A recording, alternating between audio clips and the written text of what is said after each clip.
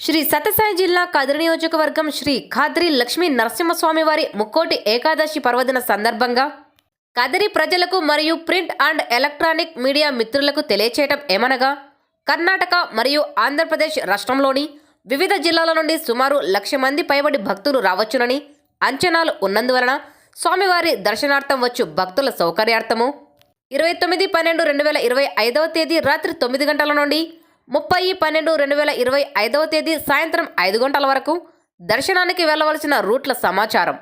దేవాలయ ఉపకార్య నిర్వహణ అధికారి శ్రీనివాస్ రెడ్డి తెలిపిన దాని మేరకు ఈ కింద తెలిపిన విధంగా ఏర్పాట్లు చేసినందున అందుకు అనుగుణముగా స్వామివారి దర్శనార్థం వచ్చు భక్తులు, పోలీసులకు మరియు దేవాలయ అధికారులకు సహకరించవలసినదిగా తెలియచేయటమైనది. ప్రధాన ఆలయం తూర్పు గోపురం వైపు నుండి జనరల్ పబ్లిక్ మరియు ₹30 టికెట్లకు సంబంధించి 3 క్యూ లైన్ల ద్వారా భక్తులు దర్శనానికి వెళ్ళవచ్చును. తేరు దగ్గర ఉన్న టెంపుల్ ఆర్చ్ వద్ద నుండి 3 ఫ్రీ క్యూ లైన్లను ఏర్పాటు చేయడం జరిగింది. అందులో జనరల్ పబ్లిక్ వారు ఒక లైన్లో, ఆడవారు మరొక లైన్లో, మగవారు వెళ్ళవచ్చును. వారు అంతరాలయంలోకి వెళ్లకుండా క్యూ లైన్ ద్వారా దేవాలయం ప్రాంగణంలోకి ప్రవేశించి ఉత్తర ద్వార మార్గమున స్వామివారిని దర్శించుకొని బయటకు వెళ్ళవలసి ఉంటుంది. వీరికి అంతరాలయంలో స్వామివారి దర్శనం ఉండదు.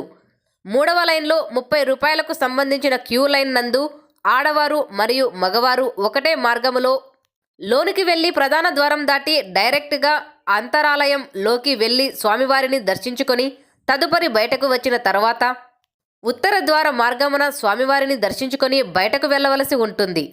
దక్షిణ వైపు గేటు ద్వారా విఐపీలకు మాత్రమే ప్రవేశం ఉంటుంది. విఐపీలకు సంబంధించి దక్షిణం గేటు నుండి అలాగే ముందుకు వచ్చి అంతరాలయం యొక్క దక్షిణ వాకిలి మార్గములో అంతరాలయంలోకి వెళ్ళి స్వామివారిని దర్శించుకొని బయటకు వచ్చిన తర్వాత ఉత్తర ద్వార మార్గమున స్వామివారిని దర్శించుకొని బయటకు వెళ్ళవలసి ఉంటుంది.